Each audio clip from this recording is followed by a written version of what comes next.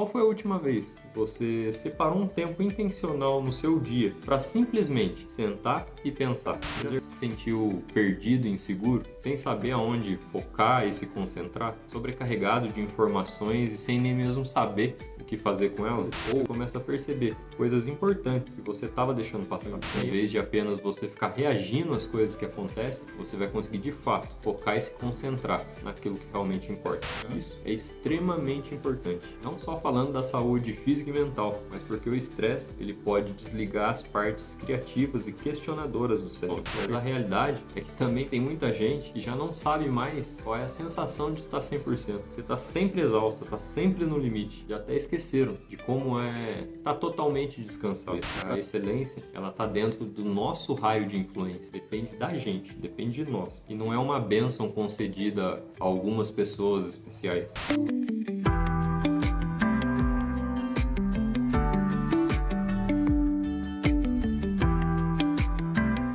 Como discernir as poucas coisas vitais das muitas triviais? Essa é uma pergunta que nós vamos responder nesse vídeo. Depois de fazer uma introdução ao livro, entendermos do que se trata e também conhecermos os três pilares ou as três essências do essencialismo, para esse vídeo nós vamos de fato para a prática. E como vimos no final lá do primeiro vídeo, o primeiro passo dos três passos do processo que temos que criar é o explorar. Para discernir o que de fato é essencial, a gente tem que ter espaço para pensar, a gente tem que ter tempo para examinar, escutar e aplicar critérios seletivos às escolhas que fazemos. E se você crê que viver sobrecarregado, uma vida corrida, é ser produtivo, você deve estar pensando que espaço para essas coisas deve ser mínimo, mas essas mesmas atividades que eu vou apresentar aqui são o antídoto para esse excesso de ocupação que vem prejudicando muita gente e tirar as distrações para poder focar naquilo que realmente importa. E a primeira atividade que devemos fazer nesse primeiro processo de explorar se chama escapar. Infelizmente, nessa época que a gente está vivendo, de um tempo tão escasso, a gente não consegue mais tirar um tempo para pensar. A gente não consegue fazer uma pausa para refletir durante o dia. Ah, tô sem fazer nada aqui. Deixa eu parar e pensar um pouquinho. Isso não existe. A gente só consegue isso se a gente for intencional. Então, o essencialista, ele cria o espaço para pensar. Já o não essencialista, ele é ocupado demais para pensar. E por que é tão necessário escapar? O primeiro motivo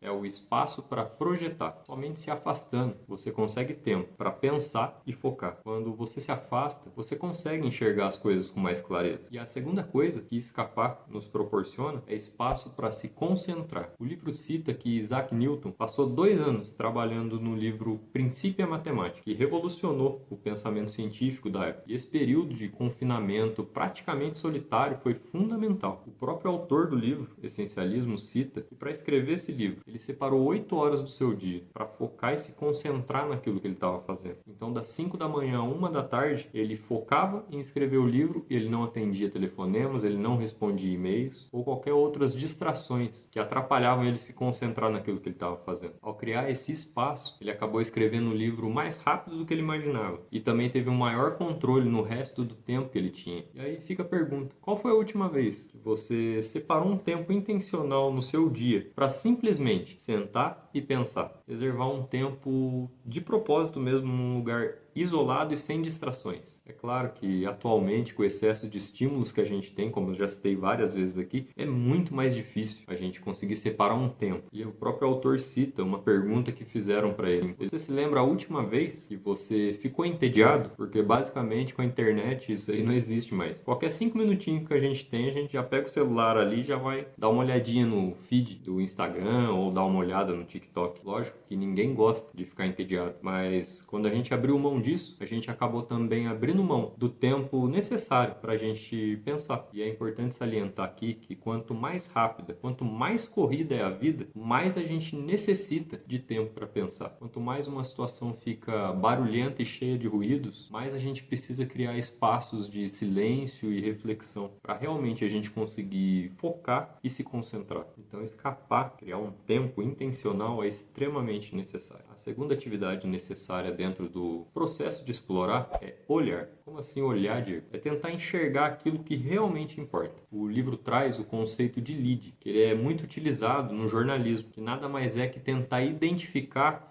a essência de uma matéria, o que ela realmente quer dizer. E aí ele conta que um professor pediu para os alunos identificarem o lead de uma matéria que dizia assim, mais ou menos isso, tá, pessoal? Vamos ver se eu lembro. Na quinta-feira, todo o corpo docente, os professores, a diretoria estarão presentes num evento no qual o governador irá palestrar. E aí, então, ele pede para os alunos identificarem o lead dessa matéria. E aí os alunos começaram a entregar para ele. O governador falará ao corpo docente. O corpo docente estará presente numa palestra com o governador, sendo que nenhum deles acertou. E qual seria o lead da matéria? Era aquilo que realmente importava para eles. Na quinta-feira não haverá aula. Então, em todo conjunto de fatos, tem algo oculto ali que é essencial. Você já se sentiu perdido e inseguro, sem saber aonde focar e se concentrar, sobrecarregado de informações e sem nem mesmo saber o que fazer com elas? Ou o que já aconteceu comigo, você deixar passar algo muito importante, um ponto principal no trabalho, e só se lembrar, só perceber do seu erro já em casa? Para combater isso, ou tentar combater isso, o livro apresenta algumas habilidades. E a primeira delas é enxergar o panorama mais amplo. E aí o livro traz um exemplo. Ele cita um acidente aéreo que aconteceu nos Estados Unidos, se eu não me engano, por volta de 1972, que foi causado por uma luz no painel. E o que aconteceu? Quando o avião estava se preparando para pousar, o piloto e o copiloto perceberam que uma luz no painel que indica que o trem de pouso já desceu, está em posição para eles poderem pousar, não tinha acendido. Porém, o trem de pouso ele tinha descido e estava em posição para efetuar o pouso. Somente a luz que tinha falhado. E aí eles focaram tanto nessa luz que não tinha acendido que eles esqueceram ou não perceberam que o piloto automático não tinha sido acionado. E aí, quando eles perceberam a falta de atenção e o erro deles, era tarde demais. Então, para resumir, não foi o trem de pouso ou a luz que causou o acidente, mas sim o fato deles não terem se concentrado no maior problema, que era a altitude do avião. E aí, quando você aplica esse conceito de lead na sua vida, você começa a perceber coisas importantes que você estava deixando passar. E aí, em vez de apenas você ficar reagindo às coisas que acontecem, você vai conseguir, de fato, focar e se concentrar naquilo que realmente importa. E a segunda habilidade é o filtro para as coisas fascinantes. Os essencialistas, eles são observadores e ouvintes poderosos. Como eles sabem que a realidade de ter que perder para ganhar não permite que eles prestem atenção em tudo, eles escutam aquilo que não é dito. Sabe aquele ditado? E lê nas entrelinhas, é isso. Já os não essencialistas, eles também escutam, mas normalmente eles fazem isso já pensando no que eles vão responder. Eles se distraem com qualquer ruído e ouvem a voz de quem está falando, mas eles não conseguem captar a mensagem, muito pela ânsia de reagir. Aí, por isso, eles acabam deixando de ver o principal. Então, o essencialista, ele examina para tentar achar a essência da informação. Já o não essencialista, ele fica sobrecarregado com tanta informação. Então, é necessário a gente sempre tentar captar a essência daquilo que nos é dito, daquilo que nos é informado. E a terceira atividade é brincar. Brincar nada mais é que você tentar relembrar aí a sabedoria da sua criança interior. Quando a gente é criança, ninguém ensina a gente a brincar. É intuitivo, é natural. Só que quando a gente começa a crescer, é apresentada a ideia pra gente que brincar é uma coisa trivial, que é perda de tempo, que é desnecessário, enfim. Isso já é inserido desde lá na infância nas escolas, que vem com um sistema, da Revolução Industrial, que além de tirar o lazer, também tirou o prazer de aprender. A definição que o livro traz sobre brincar é tudo aquilo que a gente faz meio que sem uma responsabilidade, sem um meio para a gente atingir um fim. Como, por exemplo, empinar pipa, jogar bola, bolinha de gude, pular amarelinha, dançar ouvindo uma música, enfim. E brincar é essencial em muitos aspectos. Ele leva o cérebro à adaptabilidade, ele impulsiona a criatividade. Nada desperta mais o cérebro do que brincar. E tem 3 pontos importantes que vale trazer aqui. O primeiro deles, ele amplia a variedade de opções disponíveis, porque ele ajuda a gente a ver as possibilidades que a gente não veria de outra forma e também ajuda a gente a fazer conexões que a gente não faria de outra forma. Sobre esse tema, o livro cita uma frase de Albert Einstein: quando examino os meus métodos de pensamento, chego à conclusão de que o dom da fantasia significou mais para mim do que o talento de absorver conhecimento. E a segunda coisa muito importante que brincar traz, ele é um antídoto para o estresse. E isso é extremamente importante. Não só falando da saúde física e mental, mas porque o estresse ele pode desligar as partes criativas e questionadoras do cérebro. E a terceira coisa do porquê o brincar é tão importante, a brincadeira tem efeito positivo sobre a função executiva do cérebro. Brincar estimula as partes do cérebro cérebro do raciocínio lógico, do raciocínio meticuloso. Para resumir, além de nos ajudar a explorar o que é essencial, brincar é essencial por si só. E a quarta atividade, que nos ajuda no primeiro processo de explorar, é dormir. O melhor patrimônio que nós temos para dar para a sociedade o máximo de contribuição que podemos, somos nós mesmos. E a gente precisa investir em nós mesmos nas 3 esferas: corpo,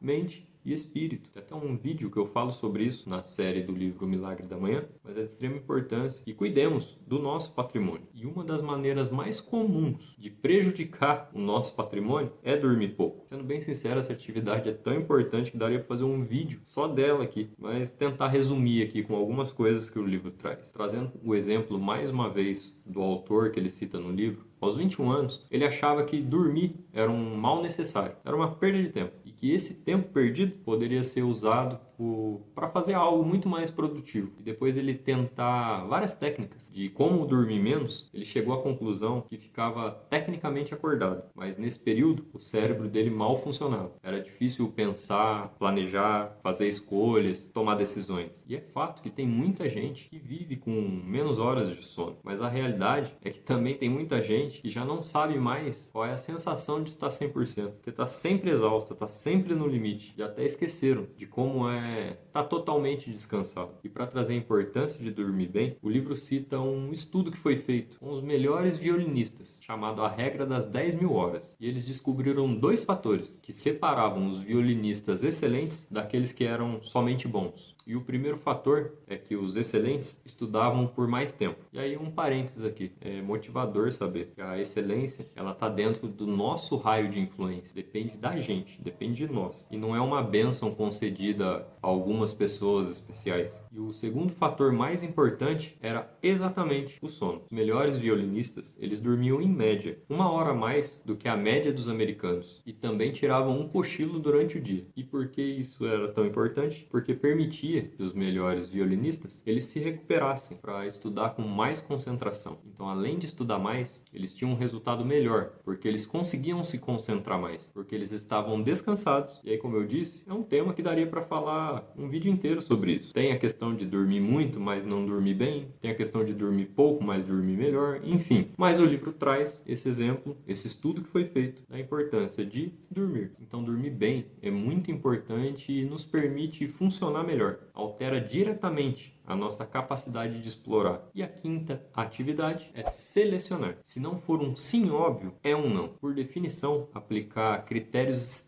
extremamente seletivos é perder para ganhar. Basicamente, quando a gente tem critérios muito amplos, toda oportunidade ela acaba se encaixando e a gente acaba se comprometendo com opções demais. Então a gente precisa definir critérios bem específicos, transformar isso numa ferramenta sistemática para a gente discernir o que é e o que não é importante. O livro ele sugere que a gente crie 3 critérios mínimos que as opções devem atender para pelo menos serem consideradas. E aí passando dessa primeira etapa, criarmos mais 3 critérios, só que dessa vez mais rígidos, mais específicos. E aí, para a opção ser levada em conta de fato, ela deve passar pelos 6 critérios. Se passar por 5 deles, é um não. E aí, aplicar esses critérios, as decisões que a gente tem que tomar, permite que a gente aproveite melhor esse sistema de busca que a gente tem à disposição. Trazendo para a nossa vida cotidiana, num exemplo simples. Quem aqui já não perdeu um tempão procurando no iFood alguma coisa para comer? Quantas opções boas a gente tem ali, principalmente se a gente tiver com fome. Mas se você estabelecer 3 critérios simples antes de entrar no aplicativo, eu tenho certeza que você vai diminuir seu tempo ali. Basicamente, o que eu quero comer? É um lanche? É uma pizza? É uma comida japonesa? Quanto tempo eu estou disposto a esperar? É meia hora? É 1 hora? E por fim, até quanto de valor que eu estou disposto a pagar? Se você fizer isso, responder essas 3 perguntinhas aí, definir 3 critérios, você vai reduzir drasticamente as opções que tem, tornando muito mais simples pedir algo para comer. E aí, aplicando isso para algo mais profundo na sua vida, você pode responder também mais 3 perguntas. O que eu quero fazer? O que realmente mexe comigo, que me apaixona? O que aproveita, melhora o meu talento, aquilo que eu sei fazer? E por fim, o que atende a uma necessidade do mundo? Respondendo essas 3 perguntas, eu tenho certeza que vão diminuir drasticamente as opções que você tem para fazer na sua vida e vão tornar muito mais simples as suas decisões. Então, concluindo o vídeo de hoje, pessoal, esse primeiro passo que é explorar, se a gente aplicar essas 5 atividades que vimos hoje aqui no nosso dia a dia, vai nos ajudar a explorar e discernir o que de fato é importante, o que de fato é essencial, o que de fato é vital nas nossas vidas. Então esse foi o vídeo de hoje. Espero que de alguma forma esse conteúdo venha agregar algum valor à sua vida. Se você lembrou de alguém que esse conteúdo possa fazer sentido, peço que você compartilhe com essa pessoa. Se você gostou do conteúdo, peço que você deixe seu like. Se você ainda não é inscrito no canal, peço que se inscreva no canal, ativa aí o sininho das notificações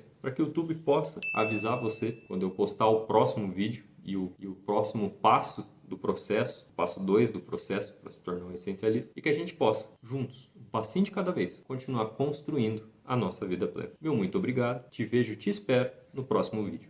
Até lá!